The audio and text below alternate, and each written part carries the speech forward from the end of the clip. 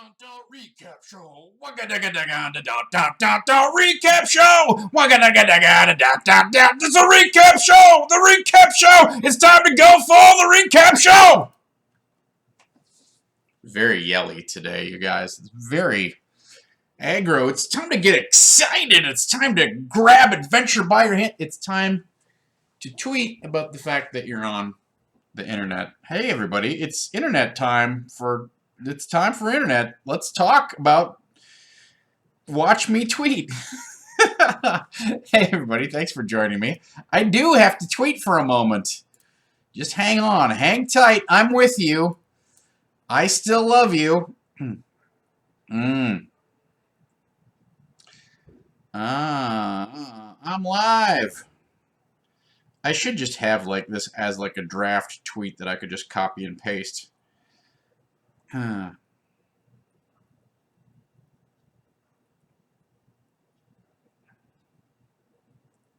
Actually, autocorrect almost gets me there. Lady Wolf 15, what is going on?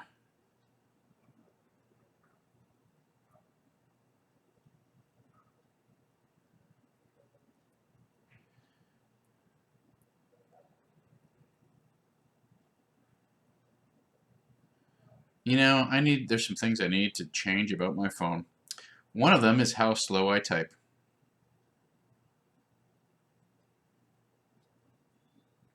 Your questions. http:///doom.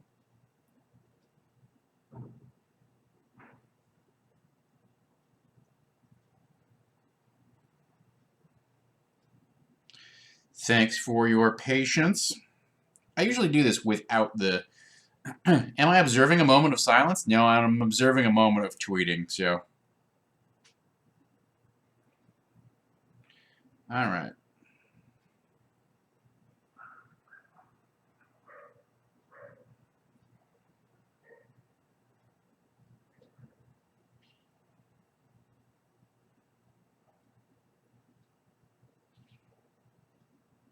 No, there.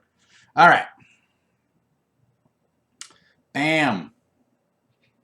I did it. I tweeted it. It always takes longer than I want it to do. Alright, hello Texas, Devon. Hello everyone out there in chatland in the world. So, hello General Fancy Pants. Welcome to the recap show. Let's find out what happened last time. Let's find out how much of a slob Tom Lommel is. All right, so I'm sorry, I got involved in some saving throw business prior to the stream, and it got away from me in terms of doing some actual real business for my stream today. So today we're going to recap the session. We're going to talk about ending the campaign. Where there's one session left. And I'll do some Q&A with you guys. So if you have questions about your game, about Yawning Portal, I don't have any answers about Yawning Portal. I'm getting it tomorrow, but I'm happy to entertain discussion about it, or anything role-playing games related in general.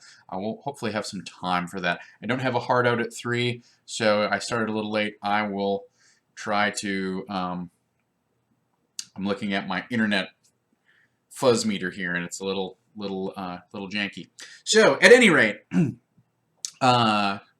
got some time to address a few things. So, let's dive right into it while we're hot and fresh off the griddle, shall we? Recap of the session. So, as you recall, our players had just finished. Really, they had finished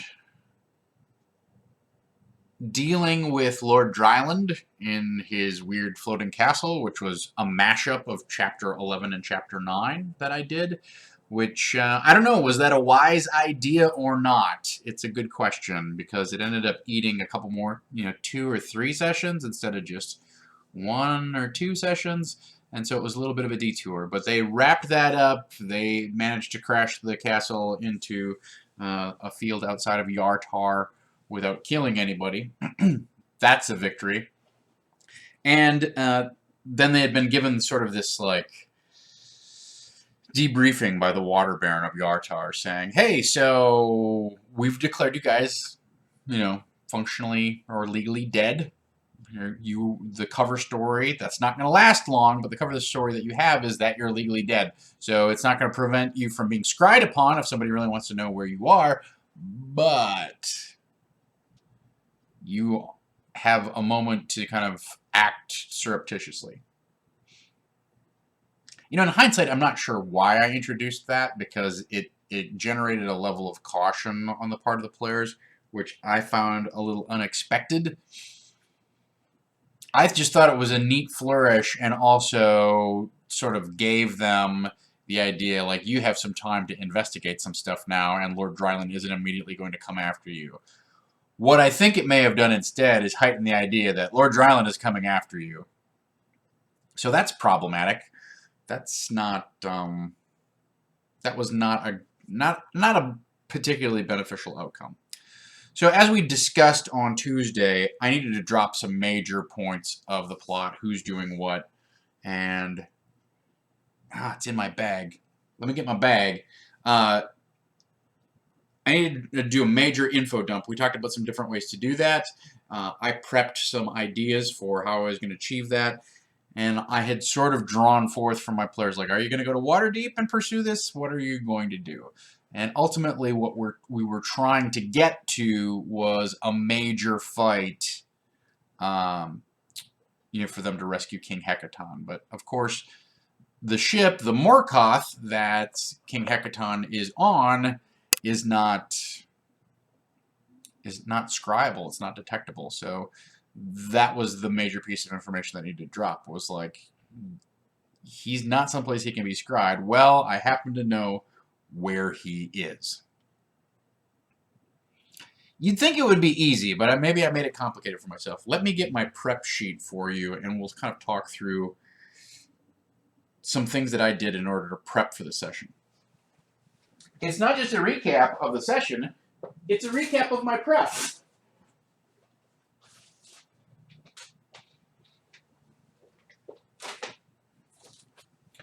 So, as I've discussed before, I really have taken to lately grabbing these 12 by 18 pieces of tracing paper and then just scrawling notes all over them, right? Oh my god, look at that. Like, we're just, it's everywhere. I like the fact that they're blank, and that kind of gives me room to write whatever I want to write. I like the fact that they are tracing paper, so it feels kind of disposable.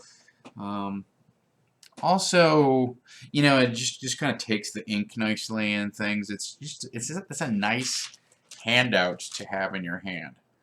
So here's what I did with prep for my session.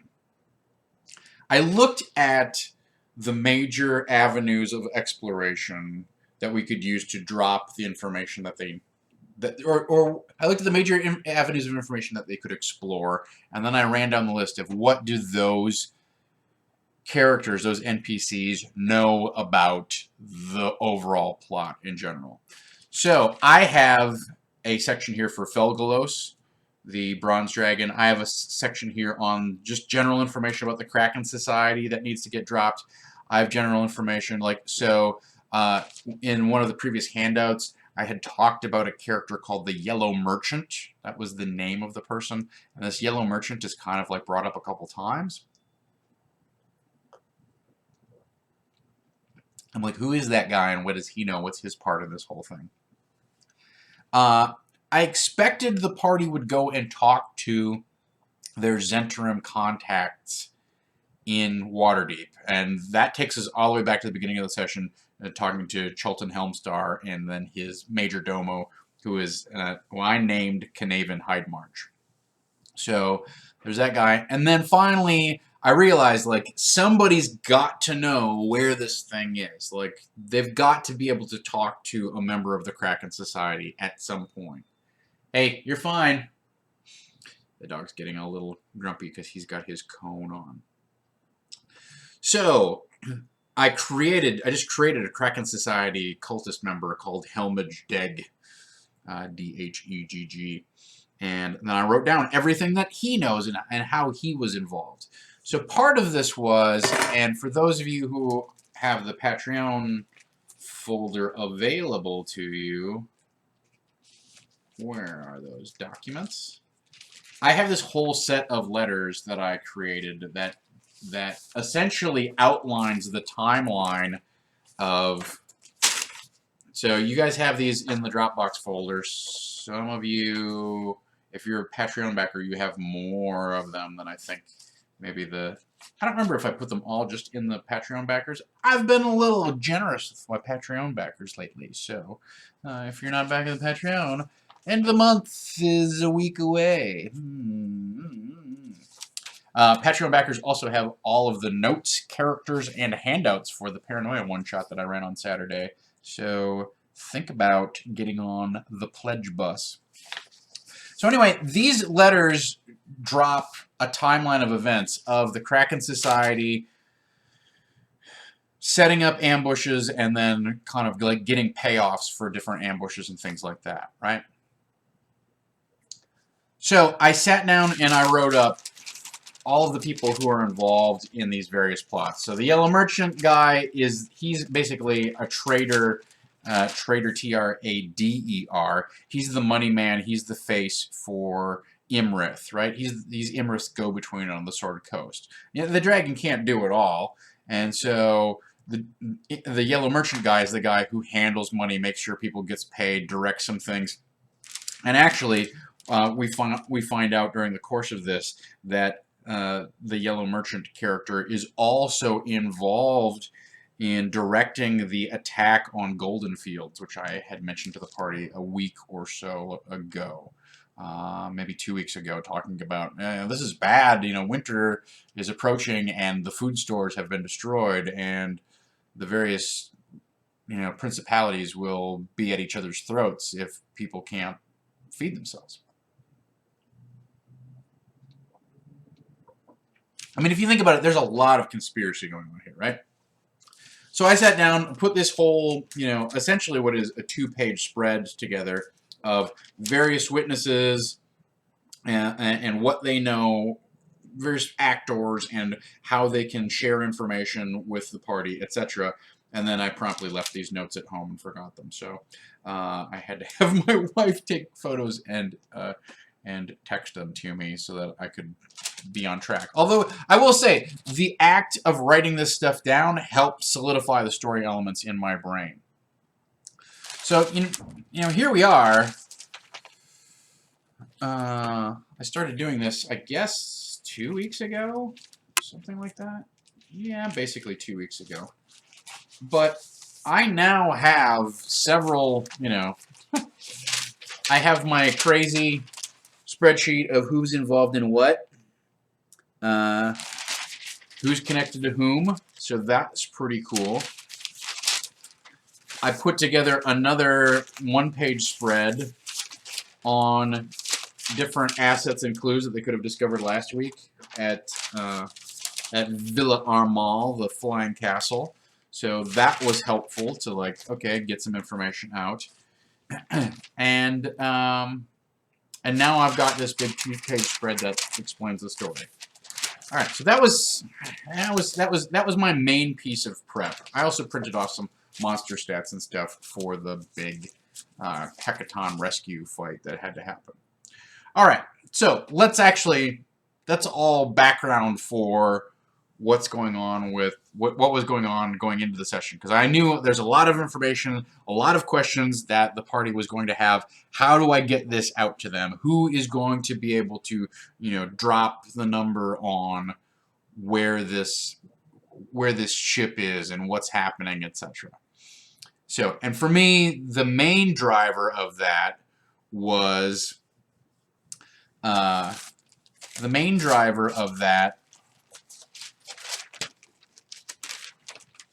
is this character named Helmage Degg, right? So he is actually a member of the Kraken Society. I want to give you some background on the Kraken Society so you understand a little bit more about how this session sort of went sideways a little bit. So I pulled some information out of the book and basically kind of cooked some of my own information. But the Kraken Society is a bunch of cultists. They're generally considered to be kind of insane or erratic. They have some sort of suicide pact, so very few of them have been captured alive. You grab one for questioning, and the next thing you know, they have some sort of seizure and they just die. Okay? I didn't explicitly say that it was a psychic link, but I did say you capture them, you start questioning them, and they die. I pointed out that there's no initiation. No one converts to this thing. You are either called by the sea or you're not. There's no way to get into the Kraken Society. You just sort of become a member of the Kraken Society. You know, if you look in the book, it's like basically your mom takes you down to the dock when you're 2 or 3 years old and throws you into the sea, and then the evil grody Kraken dude like raises you for 10 or 15 years, and then you walk out of the sea and you're like this demented sea creature thing, right? But I'm taking it as a given that's not general knowledge, right? So, and then the other information is they meet in secret, so they tend to meet at sea caves, or they meet in sewers, or there's rumors that they even meet underwater at some sort of underwater altar or grotto. And that's that. Those are the main facts about the Kraken Society, right? I mean, they all have this psychic link to Slarketherel, the Kraken. So we don't need tattoos, guys. We don't need to have a secret handshake. We're all psychically linked, and you either recognized somebody as a member of the cult or they're not. So you can't pass yourself off as a member of the cult. I mean, I guess appearance-wise you could, but as soon as somebody looked at you and saw, stared at you eye to eye, they would know. So that was information that makes it difficult to infiltrate the Kraken Society, to get information about the Kraken Society. It's a really great system for a secret cult with spies all over the realm. It's a really difficult scenario to crack as somebody who's trying to break this story and get the players involved and get them information on what's going on. So that's something to think about when you think about the setup of this thing. There could have been some sort of loophole or whatever. As it was, I sort of introduced one. So, events of the session. We kick things off. The party goes to Waterdeep. They adopt some alternate identities. They teleport there. And they immediately go and get some non-detection spells cast on them so that they can't be scryed. All right, fair enough. Then I say, what would you like to do next? And a big part of the party is like, let's go to the Golden Goat, which is a restaurant in Waterdeep, which is mentioned in one of the pieces of correspondence that they found. I don't have information on this sheet about the Golden Goat. The only thing I have in here regarding the Golden Goat is the Chultan Helmstar, their Zentrum boss, warns them that the Golden Goat is a trap. They would do well to follow other leads lest they tip their hand by going to the Golden Goat. Well, here's the other part of the scenario. The party's discussing what to do, and they're like, well, this yellow merchant guy, he has gargoyles. That reminds us of that guy in Triboar who has gargoyles. He was a mage. Maybe he's the yellow merchant. Maybe he's the one who's involved. And then somebody said, well, wait a minute. Doesn't our boss... Is everything okay? Did I freeze up? Maybe my browser just froze up. All right. According to OBS, I'm still bumping out a solid 1800 kbps. So, just a quick browser freeze on my end. At any rate, somebody in the party said, "Well, wait a minute. Chultan Helmstar, our Zentrum boss, he had gargoyles in his warehouse and is well known for having these weird statuary guards. Maybe he's involved in this whole conspiracy." Maybe he's the yellow merchant. Guys, Okay, so then they were like, we are not talking to those dudes because if we go to Charlton Helmstar and he finds out that we're unspooling his secret plot and involvement, he's going to have us murdered. So there's no way we're talking to him unless we have solid evidence that he either is or is not involved. Okay, like, I get it. They just got double-crossed before, so they're a little bit on, on walking on eggshells. But I'm like, that's a level of crappiness that I don't think I would drop on the players without a little more warning. That's me. All right. So so they decide we're not going to talk. We're not going to go talk to ostensibly our biggest source of information in Waterdeep, our boss who runs this whole black network fence operation and probably knows a gajillion illegal things that are going on around town. If anybody knows the dirt on the shady crap that's happening in the streets, it's going to be somebody who's like a mob boss for or a boss for the black network, right? Okay, whatever. What do you guys want to do? Well, one of the guys has the criminal background, so he's like, I want to go work my criminal contacts and find out what's going on. Fair enough. What questions do you want to ask? Well, questions that he asked were pretty generic. I should get them out, but they were not. They're not particularly great. One of the bard decides, I'm going to put some fake gills on, and I'm going to go hang out by the Church of Umberlee and try and get, maybe see if I can get approached by another cultist. Okay, well, that's not going to work great either.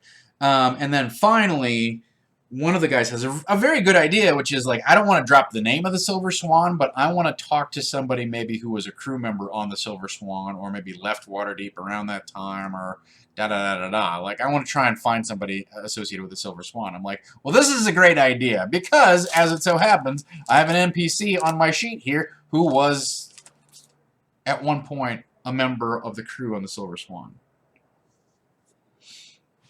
They make some knowledge rolls. They don't find out a whole lot, although the thief rogue, the rogue fighter, who's got the sailor background, does make a good roll on his knowledge check and gets a lead. Oh, you know what? There was some guy. Boy, it was like 4 months ago, 6 months ago. I think he might have been on that ship. I don't know. He was a high roller. He came into town and like had a bunch of gold that he burned out in like a week. And now I think he's some sort of beggar or something. Okay. So that sort of leads him to, well, where could I go where a guy would blow a lot of money? I'm like, it's Waterdeep. You could literally go anywhere. It's like, where in New York City would you go if you wanted to blow a lot of money? Well, I'll narrow it down to, I don't know, 3,000 different locations. Great. That's fine. Whatever. Everybody gets a little lucky. Do your thing. So, he goes to a, what do they call it? A fest hall. He goes to a fest hall and pays a bunch of money to the madam and tips her well and says, I want to know about some high roller who maybe spent like a week here. And she's like, yeah, that doesn't narrow it down. I don't care. Well, it was 6 months ago. Yeah, that doesn't help me. Well, he blew a bunch of money and then he ran out of money. Yeah, and then finally he said something that actually got somewhat specific, and she was like, oh, well, there was this guy who was missing an arm, and he had part of his head bashed in, and he had all of this netherese gold, which was really weird. But you know what? Gold is gold. We took it, and then that lasted about a week and a half, and then he couldn't afford our services anymore. So, very good. All right. So they get a line on my Kraken Society NPC. That's clutch. After some dinking around with the Beggars Guild and whatnot, they track him down. They actually find him down by the docks. So this guy, Helmage Degg, the backstory on him is he's a Kraken Society cultist member. So he was assigned to the Morkoth. And the way that the backstory on the letters kind of works is that the Morkoth and the Silver Swan were working together, right? So the Morkoth was the Kraken Society ship that would like roll up and like do a bunch of dirty work.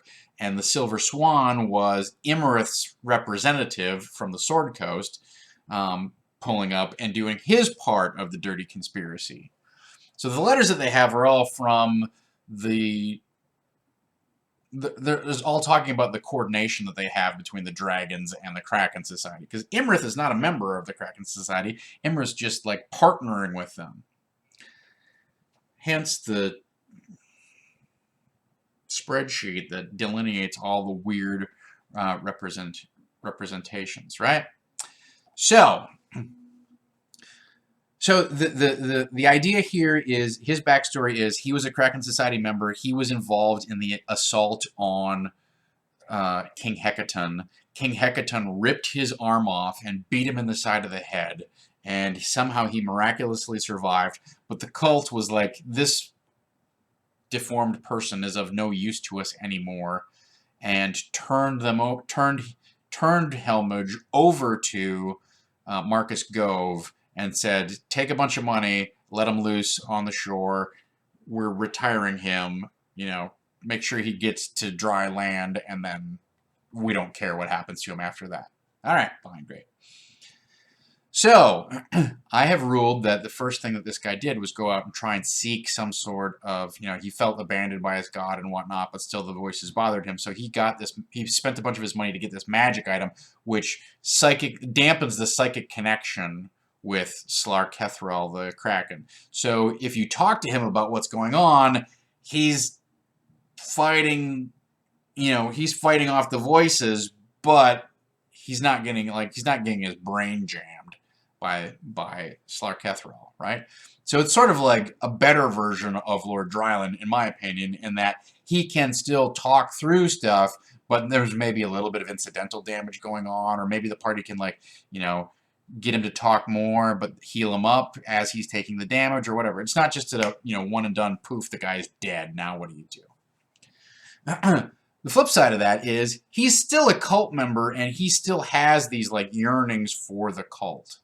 You know, he has a very conflicted relationship. You know, his mom throws him into the sea when he's a toddler, and then he's raised by this weird alien Kraken thing under the sea that he still feels beholden to and still, you know, loves in a weird way, but it also has been abandoned by it, and yet he can't get away from it because the voice keeps talking in his head, right? So it's interesting in that it's the character, the NPC, is very conflicted. It you know, it misses the sea, it loves the voices, but it hates the voices, get them out of my head, right? And, you know, the party's 9th level at this point, so they should be able to deal with somebody who's insane. They did not do a great job of it. One of the downsides to having a character who is conflicted about their relationship to the plot or whatever, or the information that you're trying to convey, is they're not very clear about whether they've, you know, whether he loves the voices or he hates the voices. It goes back and forth. And when players don't get a firm fix on that, they don't know what to do with somebody like that. They're not sure how to process that information. So that's something to consider, right? Is that he was clearly disturbed and probably insane. And they were having a hard time finding the efficiency or the truth in whatever he was saying. They would get pieces of information, but then they would spend a lot of time while he went off on a rant. So it was a difficult role-playing encounter, and honestly, they didn't have good solutions for dealing with that. You know, one of the things that the Bard said almost immediately is like, why don't we just kill this guy and then res him? That would have worked great. You just have to spend the money. Yes, kill the guy. His psychic link is broken. You res him. The resurrection spell heals a bunch of the stuff that's wrong with you. Perfect.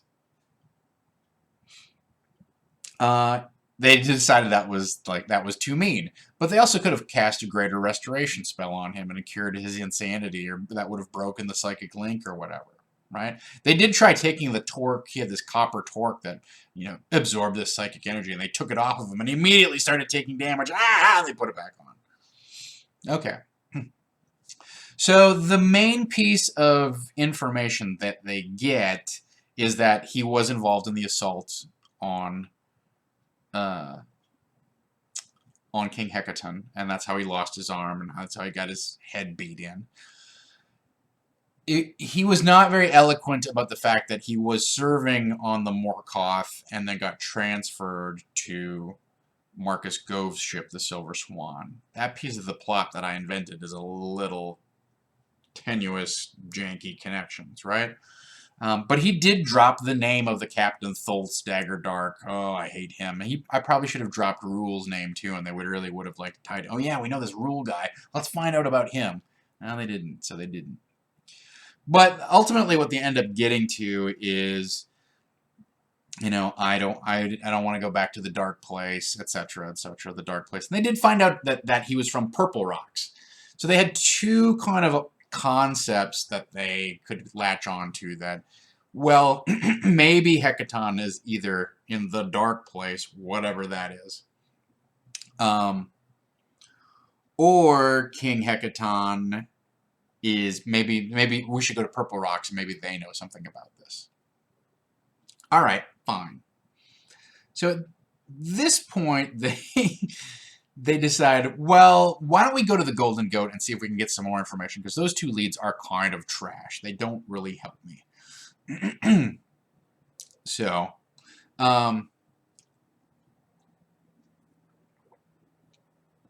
they go to the Golden Goat. I don't have anything prepped on the Golden Goat, right? And I don't really know, given the way that the cult works, do they need to meet there? And given the fact that Lord Dryland's plans have just been kind of dashed all over the news, like big assault against the Lord's Alliance, master, master assassination attempt from the inside of the organization, etc., etc., etc. Like, a lot of people are not, people involved in it are going to be kind of on eggshells. Well, that's my in, right? So I described the Golden Goat as this place that is very high-end and caters to nobles and is known for its privacy. So there's maybe 4 tables that are out in the open, but the rest of the place is all booths. Booth. And then on top of it, the booths have these curtains over them, these heavy velvet drapes that that rope it off, and they're open on either side. So you could go down one side and then slip into a booth, and the people on that side would not see you, etc. Right? So it's very heavy into protecting a secret place to meet, right, for high-end snotty noble people. Then I described the fact that these velvet drapes that curtain off each of the booths are in fact magical in nature. So you don't have to pull one aside and look around in the booth and see who's in there. The waitstaff just walk through them. They're illusory. So you just walk through them and you don't have to reveal who's inside. Not only that, but they have a sound dampening quality to them. They're not a full-on silence barrier, so you can still kind of hear murmuring or whatever, but you can't make out what people are saying. Okay, great. So that's the scenario. Well,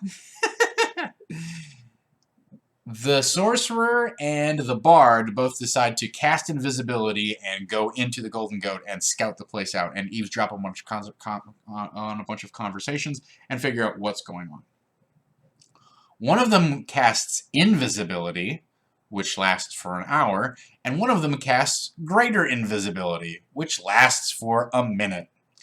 Well, the bard gets lucky and walks into this booth where a man all in yellow with black curly hair and a big black mustache and a black goatee is discussing something with a very severe-looking half-orc who's got a sash and is clearly a member of some sort of ship's crew or something like that. And the half-orc is like, aren't you worried that Lord Dryland's plan has been foiled? And he's like, oh, please, I was never involved with those Kraken Society people, and that's not, none of that is anything that I need to be worried about. And then the half-orc goes, well, aren't you worried that the Zentarim have captured a Cult of the Dragon airship? And as we both know, the Cult of the Dragon isn't necessarily very discreet about their record-keeping, and that particular ship was also involved in the assault on Golden Fields, and I think that might be relevant to you somehow. Wink, wink. At which point the guy kind of gets a little more disturbed and upset, right? So the half-orc, picks up and takes off, and the bard walks in and drops his invisibility. Well, this guy's a mage, and the bard loses initiative, and so the mage, pulls his wand, and he's got a wand of the war mage, and he points it at him, and he's like, why are you here? What do you want? And he's like, I'm just writing a biography, and I wanted some more information about, different people and the events that are going on around here. And the guy's like, that's not gonna fly. Why are you really here? And he's like, I don't want to cast Fireball in a crowded restaurant in Waterdeep, but I will cast Fireball in a crowded restaurant in Waterdeep if I have to. At which point, I don't remember what else information that this guy drops, other than he says, well, we want to know about, we want to know the whereabouts of King Hecaton or whatever. And he's like, oh, please, I'm not involved in the Kraken Society. That is not my game, and you can't prove it. And he basically kind of denies some stuff, which confirms some stuff that they know, right? So they get that information and kind of get out of that encounter as quickly as possible. And the guy says, look, for 1,000 gold pieces, why don't you think about what you think you know and think better of it? And I was never here, and this conversation never happened. And the bard is like, I don't want to start a one-on-one fight with this magic user dude who seems to be a pretty big badass. Fine, I'll take the money. And that was that. The good news is this whole conversation then prompted them to go back and visit their Zentarim compatriots, their Zentarim mob bosses. And, Chilton Helmstar is a real jerk.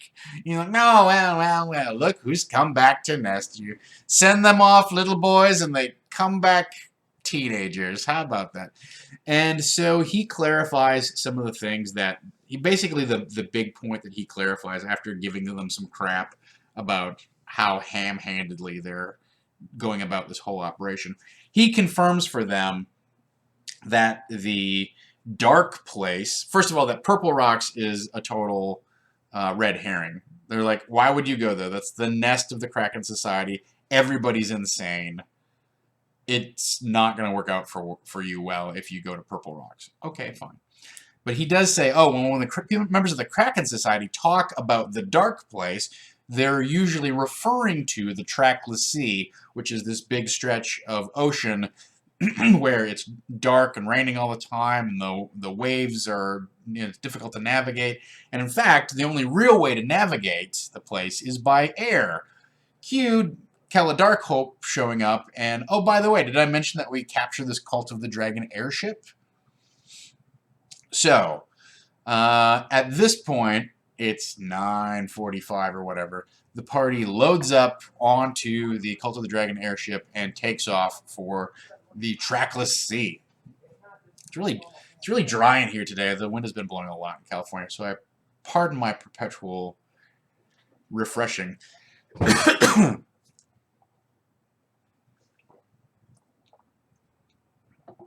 So, with that, adventure is engaged. We are now underway.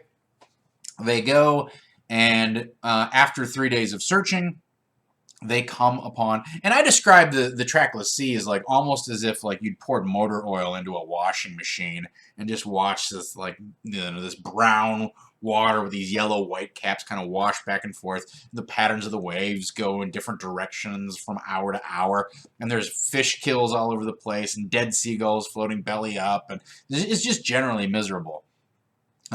And the cloud cover pushes you down where normally you could maybe be 1,200, 1,500 feet up in the air, traveling along. You have to get down to about 400 feet or so, and you get the idea. Like, oh yeah, this makes sense that this is an awful. Oh, oh, I forgot one of the greatest moments of the session last night.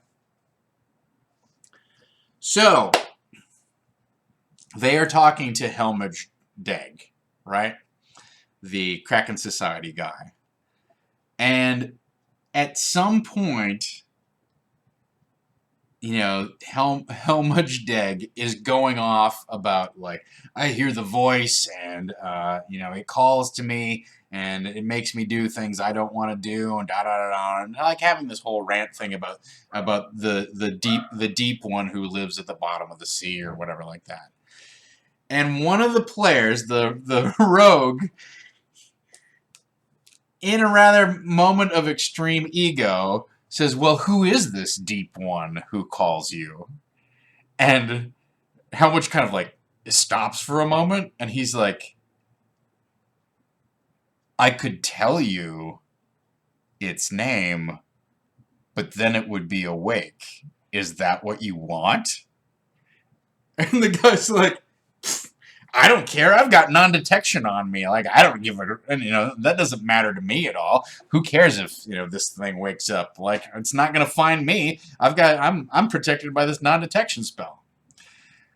And, yeah, go ahead and tell me. And then, Helmich gives him another warning and is like, do you think your puny mortal mind can really withstand the onslaught of the ultimate horrifying truth? The base and raw, bloody words of knowledge that will unhinge your very sanity and destroy your view of reality itself? Yeah, I can take it. Tell me who it is. I'm like, okay. Yeah, he looks at you for a moment, and his eyes lock with yours, and he says, it is called Slarketharel. And then at that point, like, this tentacle comes out of his mouth and traces a magical rune in the air, and boom, give me a DC 23 intelligence save. What? A DC what? Where are my dice? What? Fails. Of course he fails. Okay, well, your intelligence score is now 1. Your charisma score is now 1. You cannot initiate actions on your own, although you do recognize your compatriots. You can speak in a halting manner. You can understand simple commands and will follow your friends around. Feeble-minded. Full-on feeble-minded. Wham! Laying down the hammer. So they knew that there was some sort of, that probably the Kraken itself was gonna make an appearance, but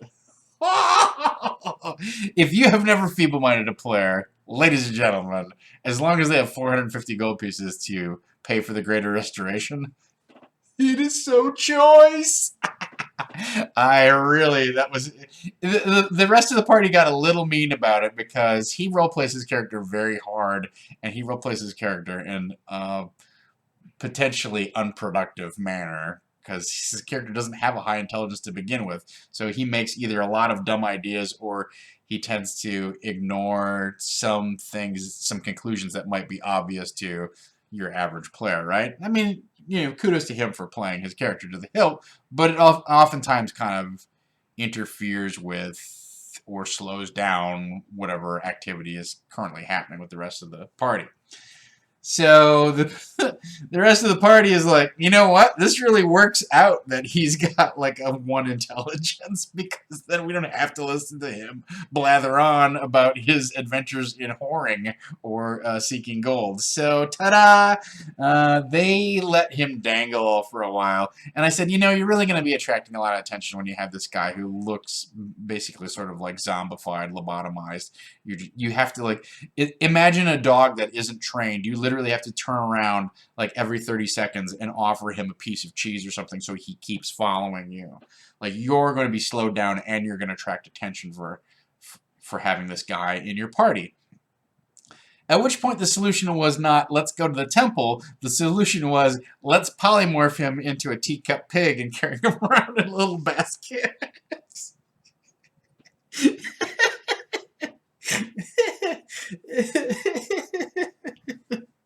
Oh, players are so mean sometimes. Selden Arcade, welcome to the show. So that happened. It was so choice. All right, they knew what they were. They knew that they were dealing with at that point. So that's the buzzaroonie. So that happened earlier. They finally spot the Morkoth ship, and they see that King Hecaton is stretched out. So the other thing that they talked to Felgalos, right?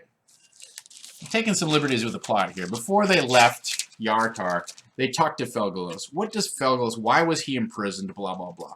Well, as it turns out, Felgalos was given charge of protecting this artifact called the Crystal Chains of, where is it? Tangera. The Crystal Chains of Tangera, right? So that's the and they were like, well, what do these chains do? It's like, well, you could use the chains to separate. It was a weapon that the dragons invented to separate a giant's soul from its body.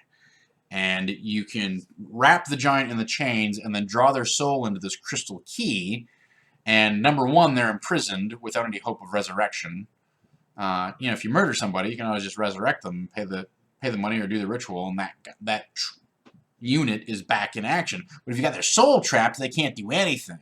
And secondly, you could probably, if you have an empty body, you could probably put a soul into it. Right? All right, those things all seem nefarious. So they see King Hecaton wrapped in these crystal chains on the ship. At this point, it's 10 o'clock. We got half an hour to do this whole combat, and I'm jamming on this thing because it really got behind.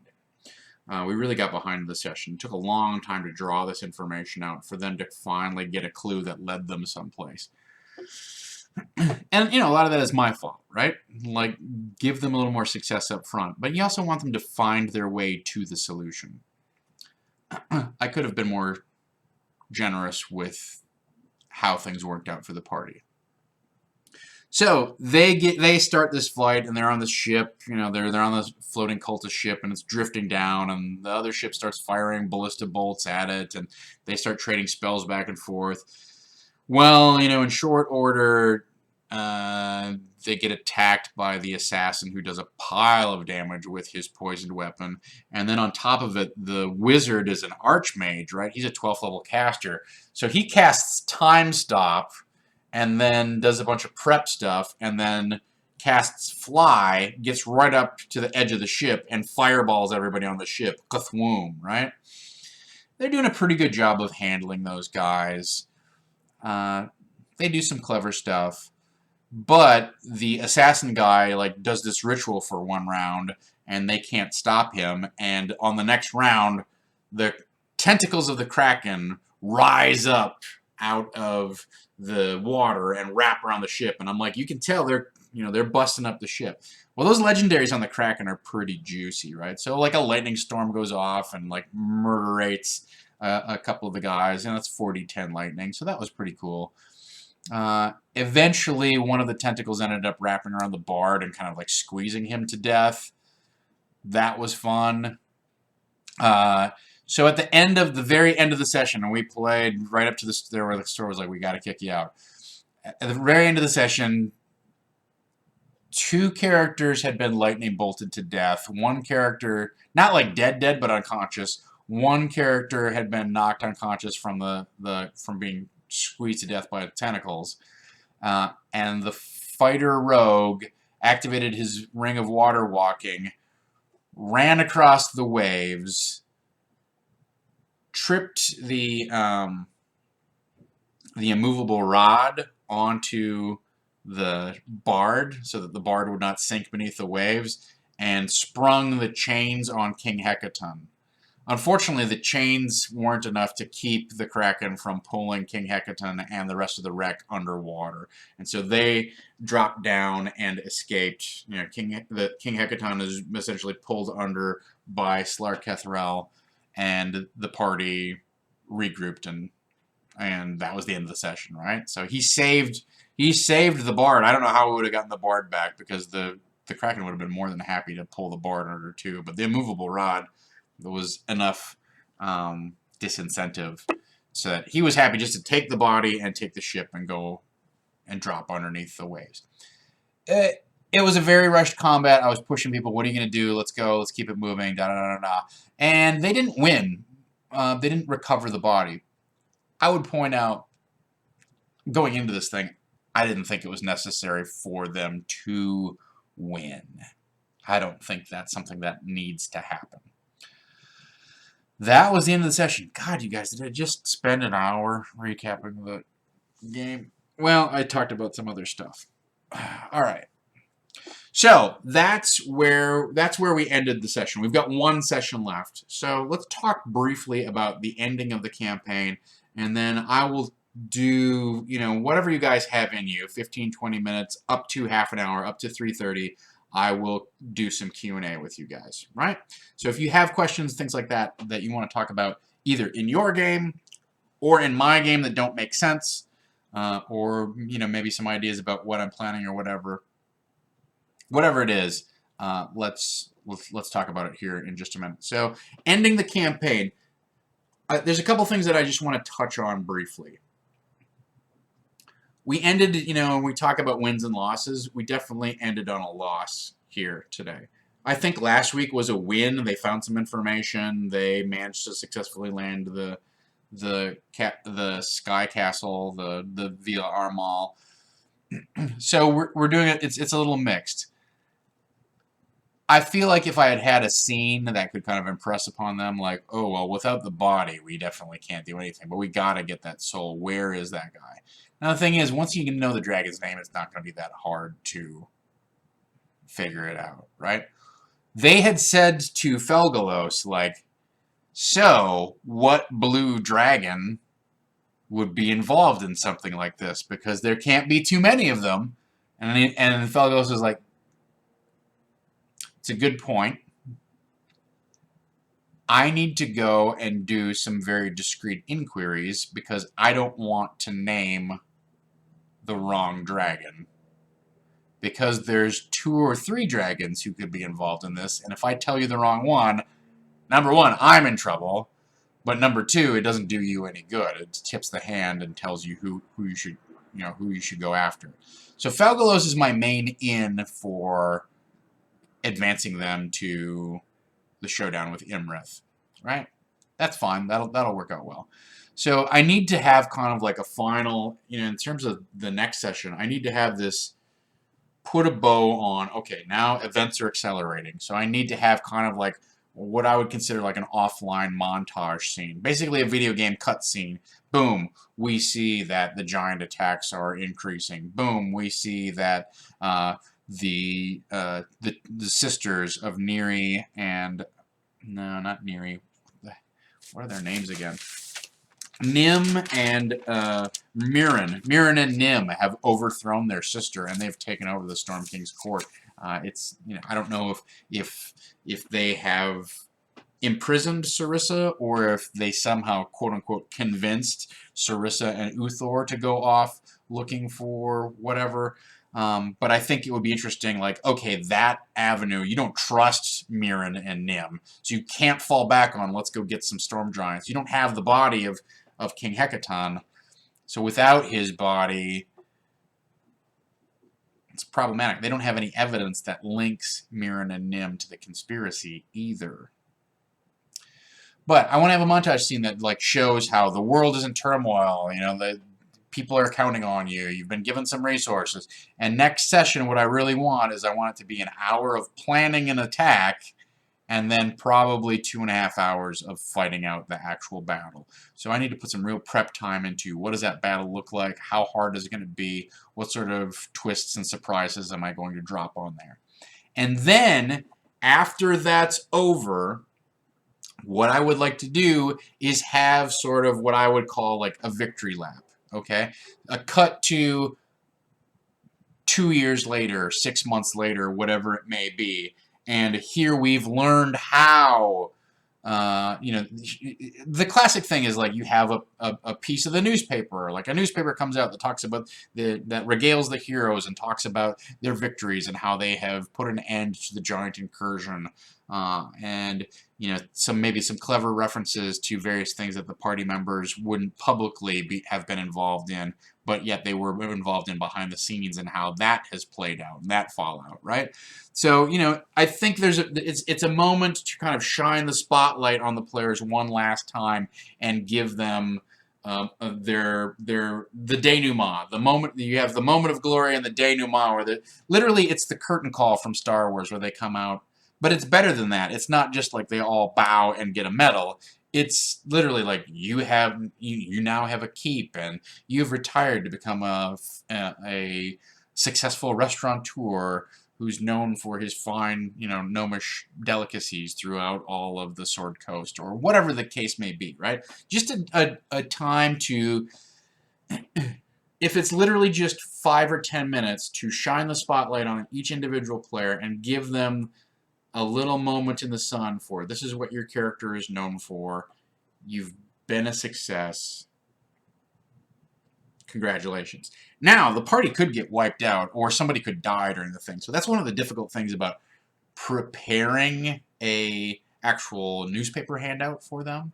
You give them a newspaper handout, then it turns out, oh no, this guy sacrificed himself by breaking his staff of the Magi and doing a retributive strike. Like he's just dead. And here's this whole newspaper column about he's a successful restaurateur.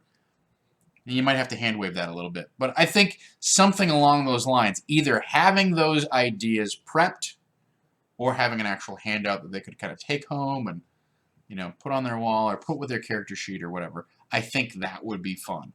So that's how I foresee the end of the campaign going.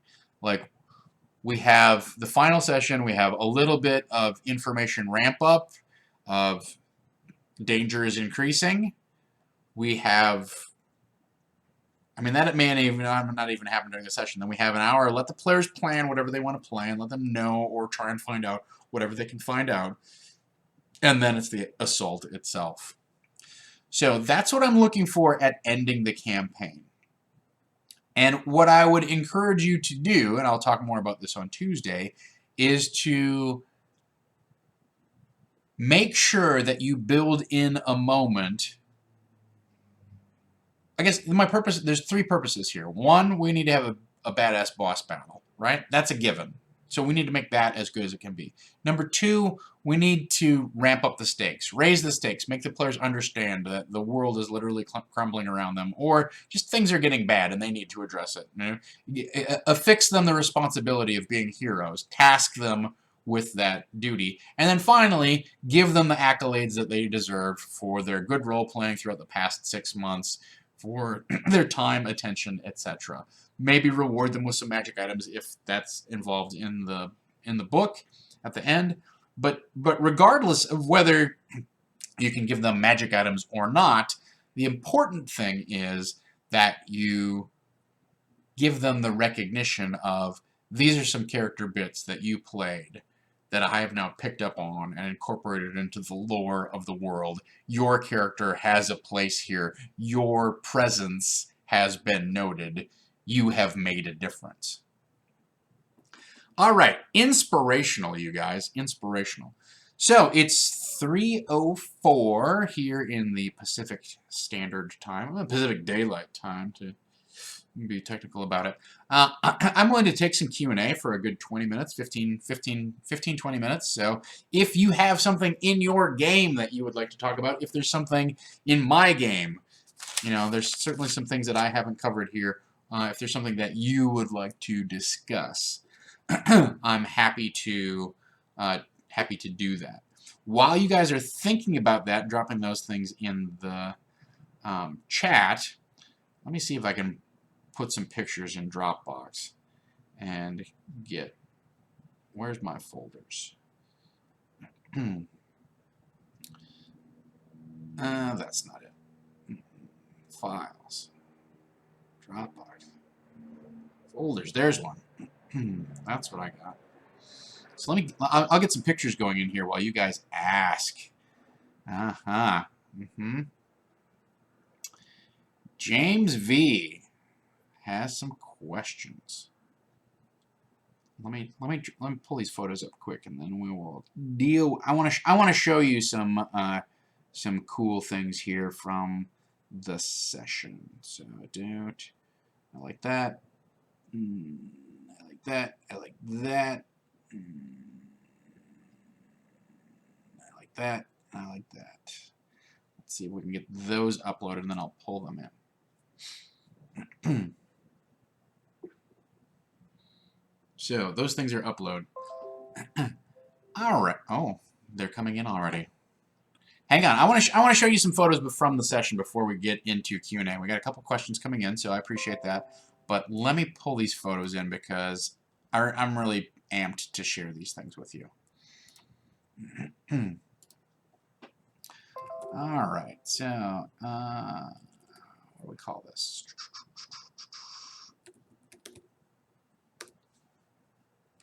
Drives me crazy. All right.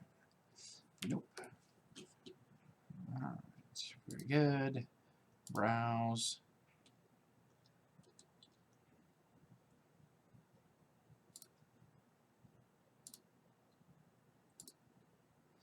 All right. This, oof, boy. Let me pull this down to a reasonable size. Yeah. Sorry about this. This image is enormous. You're seeing OBS working in real time here.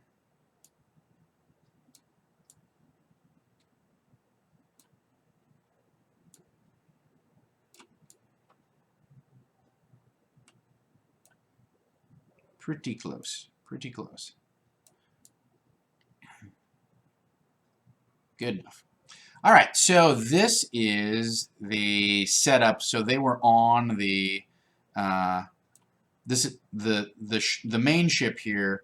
In the foreground is the Dragon Cultist airship that they were on with their crew, and they were like, "Oh, we want to crash this thing into that ship and take out the big bad guy." And I'm like, "Okay, how are you planning to get back? Because swimming is not a good idea." At which point they brought up, "Well, we'll just sound the teleportation conch," and it's like, well, there's more than 8 of you, so that would be unless you're planning to leave some guys behind. More than 8 of us, it's like, well, there's crew on the Dragon Cultist ship, guys. That was my disincentive, because I honestly did not want them to go to Maelstrom. I don't know. That's me. That's me being mean. Let me drop another one in here. Deuce. And the next image here is this. Also enormous. Let's bring this down to some sort of not godforsaken size.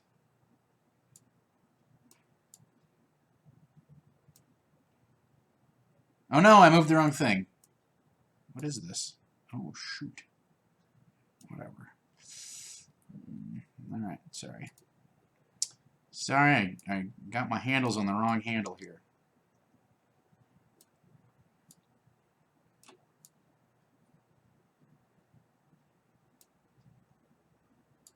These things don't size nicely when you just bring them in. I'm gonna put it over my face. Do I care? I don't really care. So that's another look down the battleship with King Hecaton in the foreground, and then I use that Popo miniature of the Kraken Man in the back here. I don't have a good way to only half display this thing. I'm gonna just wipe myself out here. So that's that. Let's also do this. Nope. Nope. Nope. Nope. There we go. All right. I got a couple more to share with you.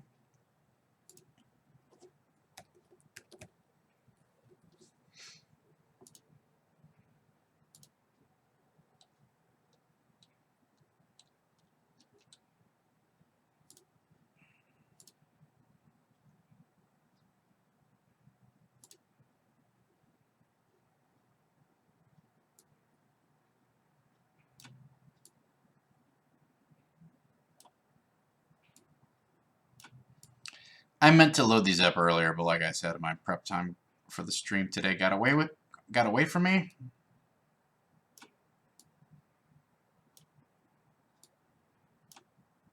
Ah!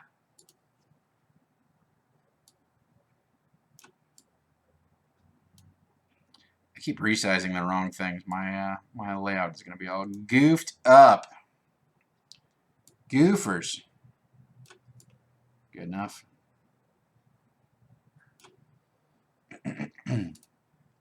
So that's another view of that Popo miniature. I'm really actually like very happy with the way it looked. That made an impression when it dropped the when you dropped that on the battlefield. But that ship that gives you a good feeling. You know, I showed this the other day. It was big. It was long. There was a lot of guys on there. It was, even though the battle itself was shortened a little bit, it was a fairly inspiring moment. I got two more. I might just do one of them. Well, we'll see. So grab that guy.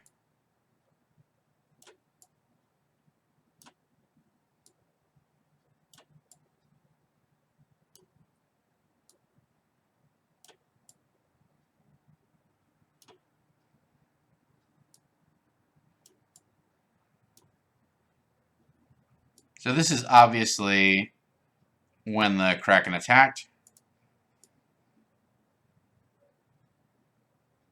Leave that there.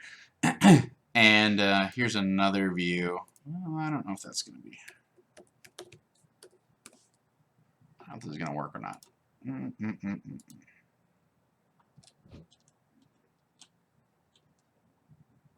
Yeah, it'll work. Okay. I'll put this next to it.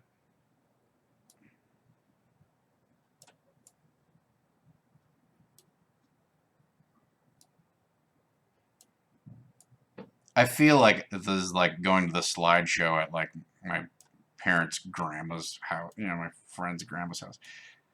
And this is our trip to, this is when we went to Europe. This is over in Amsterdam. I don't know if you've ever been there. They have a seawall there that, anyway, so then this is another view here. Resize to window. Great. Thanks, Dom. So the Kraken is attacking King Hecaton, and then it also has the Bard who's flying grappled up here. So that was a fun moment as well. So once I got these tentacles were like, I don't know, $6 or $7 for the 5 of them. It might have been $10. I thought they were a little spendy, but it really did kind of like make the Kraken feel like this giant abstract beast as opposed to some sort of, combatant on the battlefield that you could actually attack. The thing is a Titan, so it's like let's just make it not even like an actual monster. Let's just have it be a manifestation of tentacles and awful stuff. So those are some picks from the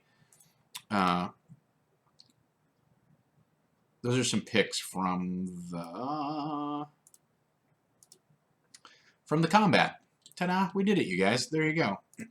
That was that. So that was very cool. The one thing I would caution you about with the Kraken, I forgot about the Foresight spell, so that did not come into play as much as it should have. And I would also say you need to decide how many hit points a tentacle has, because in the rules as written, it does not have hit points. And they're going to want to cut somebody free. That's just the way it is. I decided that it was similar to if you're swallowed, where if you do 50 points to it, it makes a save or it lets go, right? So think about that if you're planning to run this combat. So a couple things as I scroll through the chat here.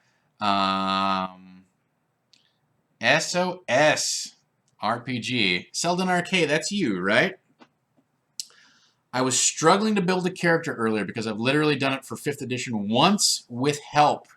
Do I have some tips for streamlining character creation? I think that the number one tip that I would throw at you is to go to Wizards website, and they have most of the character classes available as fully built PCs that you can get from level 1 to level 10 or 12. It doesn't go much past that, but you're really just looking for like first level people, right? So that's important. Like, that's an easy way to just like grab that character, put a new name on it, and then build it up however you want to build it up from wherever they started. That's not a bad way. There are obviously a couple options online for character generators, but they tend to be super random, and I'm not a fan of, let's make it completely random. Like, some of them are so random that's like, my wife was running an online game with some friends, and they were making up characters using a character generator, and one of the characters ended up being an 18th level barbarian. Like, it's not even like, it's just creating random NPCs and random characters. It's not creating first level characters, which is what you want. I also think the process could be streamlined down a little bit. Like, I don't want to tell you what different character types to play, but if you want to keep things simple and have a straightforward character, I would say play a barbarian.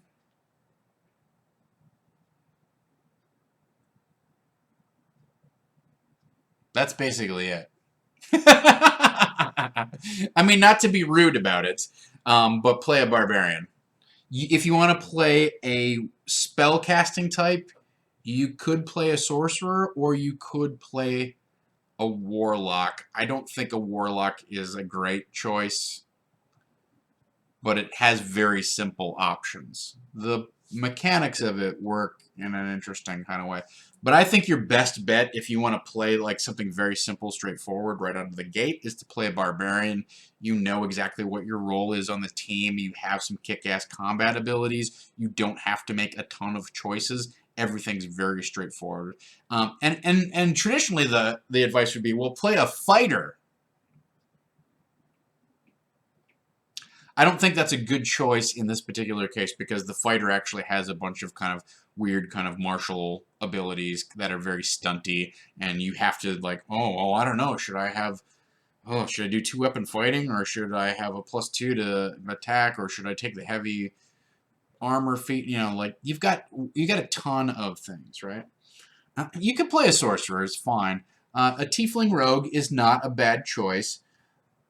One of the things that gets a little finicky is like the best way to juice your skill list is to pick a background that complements your skill list but has skills on it that aren't on your on your class skill list, right?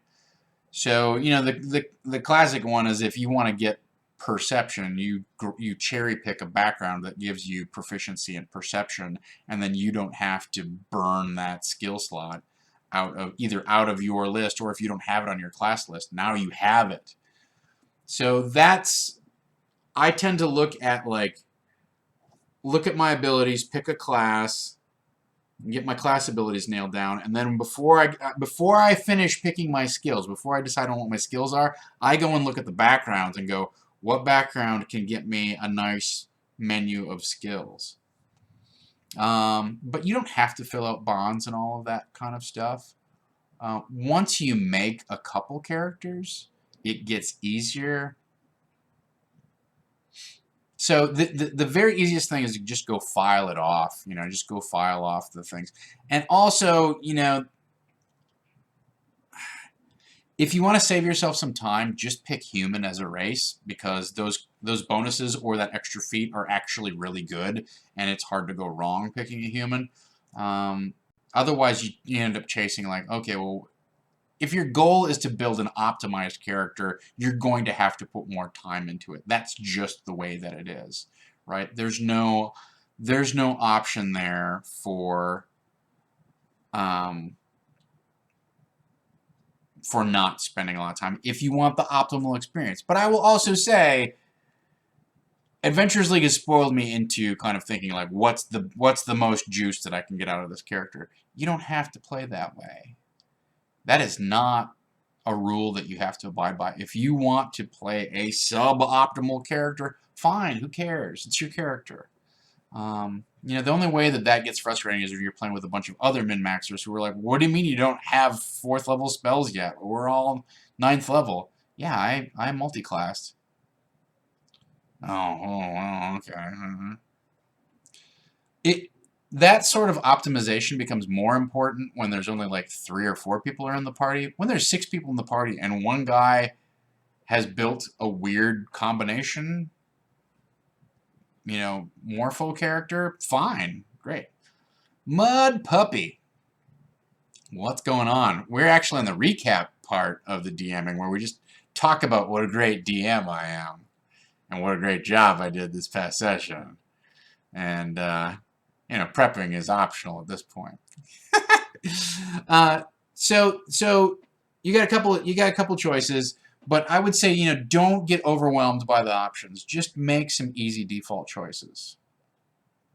The ability boost from just being a standard human, the +1 to everything, is great. Good. I rolled crappy. But the other thing you can do is make 3 characters.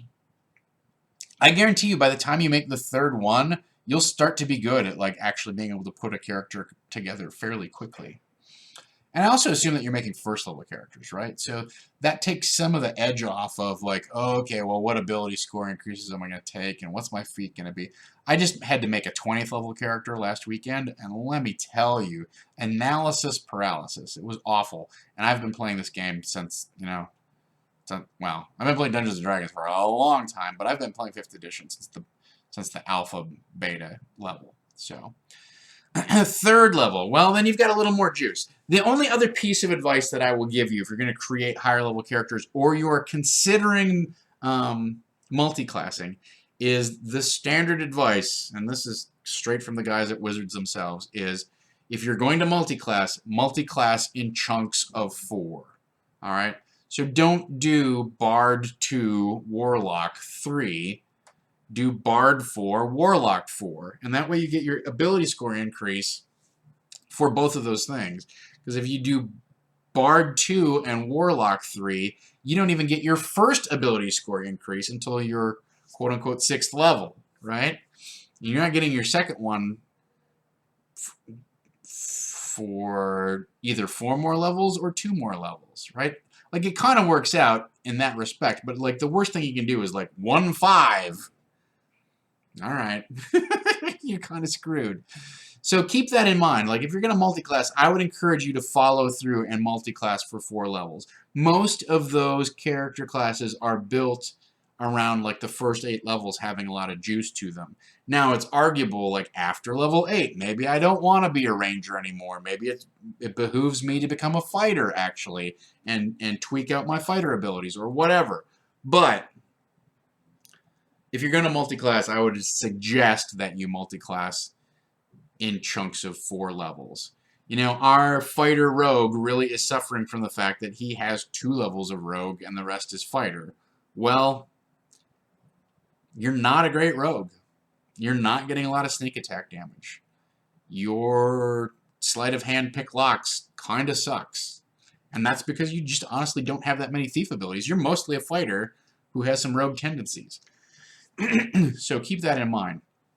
So I would say look at the pre-gens. They're pre-gened at every level, right? So you can it's 1 through 10 in every one of those zip files. So you can literally pull a 3rd level monk. And then if you want, just change the feat makeup or tweak a couple of abilities. And that's very easy to do. Okay, his strength, his strength, the worst thing you can change is his strength, right? Because that usually affects all of their attacks. It changes attacks, damage, and skills, right? Probably the worst thing you can change is a character's dex, because that's going to affect initiative, a bunch of skills, armor class, probably, ranged weapon attacks, and ranged weapon damage. So be careful. But that also means that that dex is a really great stat to juice, right? All right, so that's some advice um, on creating an optimized character. So just to wrap things up here, and just to wrap things up here in the last few minutes, there was one other question. Does OBS have a resize to window option? Says saving throw. Oh, no, wait, that was Dom telling me some stuff.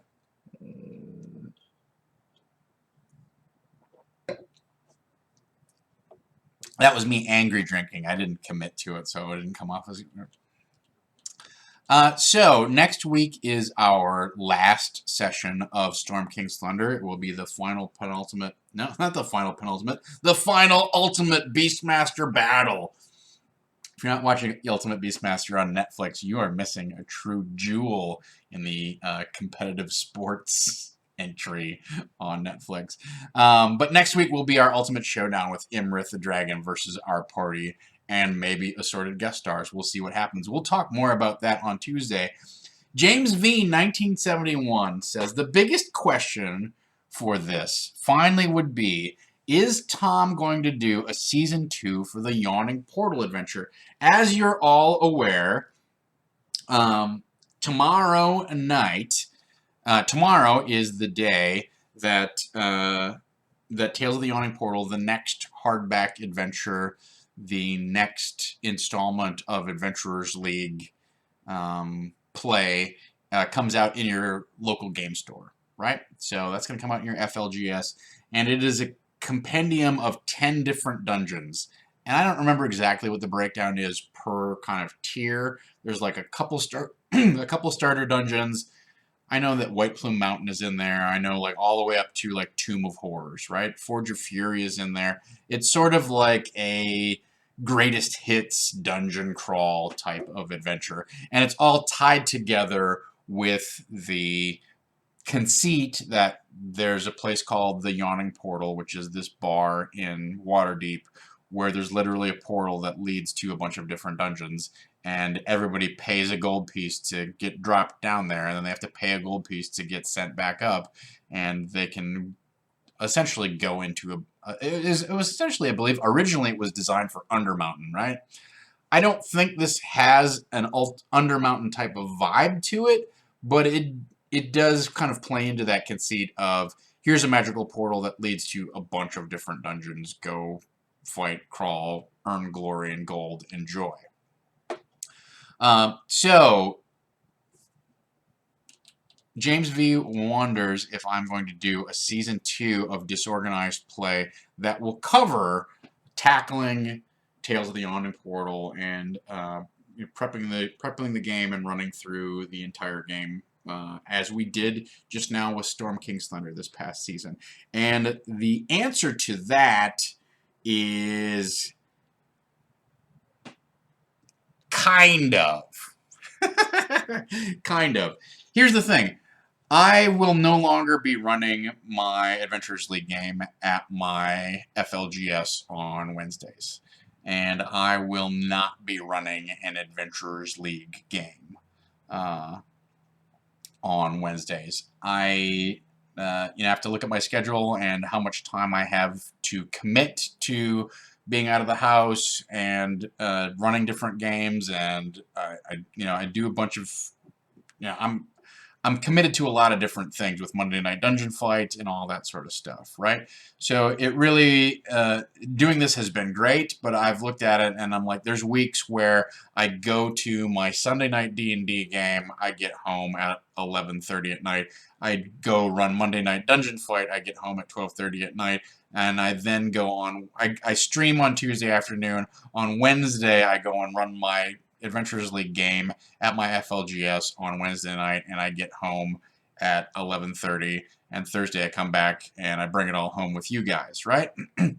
So I've decided I'm not going to be running a table at Adventurers League next season, and I've decided I'm probably not going to run all of the adventures from Tales of the Yawning Portal. It is very modular and plug and play.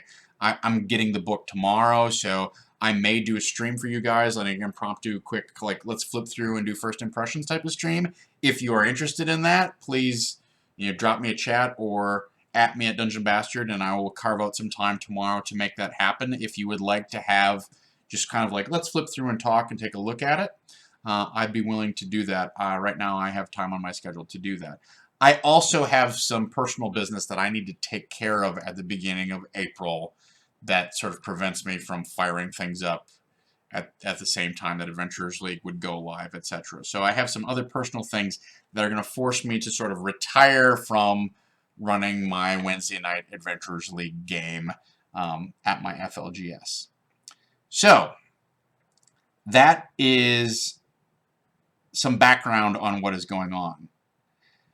What I have decided to do instead is to start a brand new game on Wednesday nights called the Iron Keep Chronicles that will have Havana Mahoney, Amy Vorpal, Gaurav Galati, and Eric Reichert as our players. We're going to be streaming it on Saving Throw every Wednesday night, probably starting the third week in April, and we will be playing select pieces of the Tales of the Yawning Portal, and I will still be doing, for sure, a prep stream. I'm not sure how the recap stream is going to tie into this thing, because you'll be able to actually watch the game play out. So I won't have to do as much session recapping, but I will be able to have like chats about, here's how this went, here's what I thought, what did you guys think, etc. We are going to be changing some of the ways that chat interacts, but that is a brand new season, a brand new show that we'll be launching within the next month, Wednesday nights on Saving Throw Show. We just decided the name this morning, so I don't have a fancy graphic or anything to reveal to you guys, but I will say this is a streamlined way for me to integrate two things that I love, which is running Adventurers League games and running a stream for you guys and having a regular game that I can DM on camera with you guys. So I'm glad to be back in the weekly hot seat for that. I'm very excited to be bringing that game to you so that instead of listening to me talk about how my game went, you can actually sit there at the table and play along. I don't know how that's going to affect Monday Night Dungeon Fight, but I'm very excited about the group of players that we've got, and I'm very excited to bring this show to you. So starting Wednesdays in April, not the first 2 weeks in April because I have to go on a little personal hiatus, take care of some business back in Minnesota. But starting in April, we will have the Iron Keep Chronicles for you, and I will be putting them through their paces with Tales of the Yawning Portal. And I may look to you guys to help me decide which adventures we're going to tackle and whatnot. I'll be talking more about some of the conceits behind the campaign and how it's going to work and how chat will be involved. But we definitely want to keep you guys engaged and contributing in both terms of XP or however you want to support the show. So that's the blockbuster announcement. That's what it comes down to today. Is we've hinted at this, and I'm very excited about launching this in April. So I need to pull some things together and cover my schedule with Dom to make sure that I can do a preview tomorrow. But it looks like there's interest in the chat, and I don't know how long it'll go or exactly what I'll be able to say just from reading through it and talking through it. But there are definitely some classic adventures, so I think we will have a little. Let's flip through the book and get some first impressions on the whole thing tomorrow after I pick it up from my FLGS. My FLGS opens at 11 o'clock Pacific time on Fridays, so it will not be before then. It will be more likely closer to when we have the recap shows here, so like probably 2 p.m. Tomorrow. I will likely be doing a flip through first impressions of Tales of the Yawning Portal. I encourage you to follow me on Dungeon Bastard if you do not follow me in that case. FLGS, the F stands for Friendly Local Game Store. I'm sure there's no shortage of people who will tell me that my game store is not friendly. That's fine. It's your LGS. Great. Congratulations. Amazon does a booming business for reasons. Not everybody's cut out to be a great business person, but I like to support my FLGS as much as I can. And honestly, one of the changes that's going to be hard about this is that I don't go to the store and see those people every week like I currently do. So that is the Buzzily Buzz Buzz Buzz. I in terms of cast and things like that, we like to change up our shows. We have moved to a season model. I don't know how much of this, like Dom is going to have a Patreon backer chat on Saturday. So if you have concerns or questions or whatever it is, you can take them directly to Dom on Saturday, and he'll be happy to explain about this. But one of the things that moving to a seasonal model is we can get people to like commit to like a 10-week cycle or an 8-week cycle or whatever it is, and get them to play that game for that amount of time. Like some people either are not inclined to or not in the position where they can commit to an open-ended game like we're just going to play forever. And that's sort of been our model up until the past sort of 3 months. So this makes kind of a demarcation. You're really seeing the end of like a first season of Saving Throw Show like slate of offerings, and we have a chance at that point to kind of like assess what's working, assess what's not working, look at the cast, how we want to mix things up, put people in different games and things like that. It's always good to shake things up a little bit there in terms of who's playing what. And also, some people like maybe they want to take a break from D&D or from Shadowrun or whatever it is. So it keeps our channel alive and interesting, and we can continue and improve upon the things that are working, and we can shelve the things that aren't working or put them on hiatus and bring them back if there's a huge demand or whatever. So think about, I just want you to, I don't want you to think of this in terms of like, oh, Barky's Brigade is done. It's certainly not done. The show's taking a break, and there will be retooling and whatnot. But you know what? Like, it has also been retooled 3 different times in the course that it's been on. So this just puts a more definite line in the sand where we can see those opportunities built into the schedule rather than getting to a point where it's like, well, I don't know, maybe we should just, maybe we'll start a new storyline and reboot with like 3rd level characters or something like that. Okay, great, but rather than feeling our way around those decisions, let's try and build in milestones into the calendar where we can make those decisions. And that's really, that's also the reason I'm able to bring you this show on Wednesday night, is because Barky's is taking a break. I will come in and I don't. That's why I don't think we'll run the full Yawning Portal, all of the adventures. I would love to run 2 or 3, but I have to talk to Dom about how that schedule is going to work out. And also, it's a matter of Amy's very busy, Havana's busy, Garava's busy. Like everybody has a life that they have to commit to, and right now, Save and Throw is not we're making our living type of proposition. So we all understand, like, somebody might have, if I book a movie that shoots in Canada for a month, the game will go on break. That's just the way it is. So that is the Buzzaloonies. That is the Buzzaloonies. So I appreciate all of your interest in this. Like I said, I'm very excited. I really, I can't wait for us to get this thing launched. So keep an eye out for the Iron Keep Chronicles. I really think we're going to have some fun. So that's the buzz. All right, let's take a look at the calendar for the rest of the week. Right, tonight, Mr. David Crennan is running his second, maybe is possibly his 3rd session of a whole new season of Star Wars Edge of the Empire. Never Tell Me the Odds. Again, this is part of our change to a seasonal calendar, as you get to watch Star Wars every single week at 8 o'clock. You do not have to guess whether it's going to be on this Friday or next Friday. No, and in fact, it's on every Thursday, so that's great. Friday night, speaking of Friday night, it's Call of Cthulhu Black Bag with Mr. Wes Otis, back on the weekly calendar there. Saturday morning, I encourage you to tune in to our backer-only Patreon chat with Mr. Dom Zook. He can talk to you about our super fun and what we consider successful fundraising effort for Saving Throw Show on our 24-hour Nerd Night Marathon. It was so much fun. I just saw Amy yesterday. I ran into her, and she was gushing about the Paranoia game and the Fiasco game that we had. And it was so much fun. It was just so much. Those games were all. I had a blast running Paranoia. I hope if you're a Patreon backer, you got a chance to download the materials and take a look at my very crude notes. Honestly, you don't need much to run Paranoia, but I hope you appreciate those materials. And I love that Fiasco game.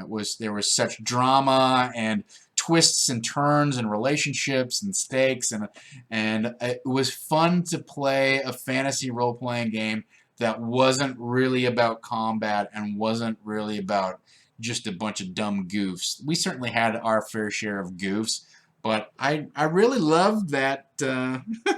I had so much fun. So tune in on Saturday, and you can catch up with Dom, what our plans are, how the channel is evolving. Give your input in terms of things that you enjoyed, maybe things that you don't enjoy so much, how things may be changing, how you would like to see things change. Saturday at 12:30 Pacific. It's the season premiere. Mac Beauvais is in the hot seat as the GM of a whole new season of Phoenix Dawn Command. So go over there, give her some love. I will say she seems to be feeling the heat a little bit about running a good game for you folks out there. So please be generous, be kind. Do not beat her up too much for her very first session of Phoenix Dawn Command on Saturday. I think that's going to be, I'm excited to see how that launches. And then Sunday at 2 o'clock, we have Maximum Miniatures with the infamous Iron Tusk. I'm going to get some stuff commissioned. I would like to sit in on this, but I am unable to do so because I will be prepping for Ultimate Season 4 Championship, the Tournament of Champions on Monday Night Dungeon Fight. So I hope you will join me Monday night. It is going to be a bruising battle from our previous 4 installments of Season 4. All of our winners are coming back to battle head-to-head and determine who will be the ultimate champion for Season 4 of Monday Night Dungeon Fight. Ladies and gentlemen, that has been my time. I hope that I hope that you have enjoyed our stream today. I hope it has been illuminating and insightful. I am going to tentatively pencil into my calendar some time tomorrow to do a first impressions on Tales of the Yawning Portal. Certainly do a flip through and figure out, take a look. Just take a look at the book. I don't think it's going to be an in-depth analysis, but hey, I have prepaid. I'm excited to get my hands on this book. I am on the playtest team for Wizards, but I have not seen any preliminary information about this through my private channels, so it's going to be just as much a surprise for me as it is for you. So stay tuned to the Twitters, either at Dungeon Bastard or follow us way down there at Saving Throw Show, wherever you do. And, oh, there's no black bag on Friday. I'm sorry about that. All right, very good. So, ladies and gentlemen, I want to thank all of our viewers for tuning in. I want to thank Fawquad for modding and all of our mods for their dedicated time. I want to thank you for your questions, your time, your attention, your passion, and until next time, let's dungeon. No, you got to click the. It's right there. There's a little dungeon.